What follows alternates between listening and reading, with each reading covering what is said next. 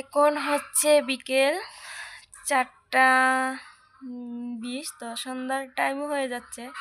সন্ধ্যা এখনো হয়নি, মানে সন্ধ্যা দেওয়ার টাইম হয়নি। আর পাপাইকে নিয়ে শুয়েছিলাম, আর পাপাই শুনে উঠে চলে গেছে। পাপাই শুনে শুয়ে নিয়ে এই যে খেলা করছে, আমি শুয়ে আছি।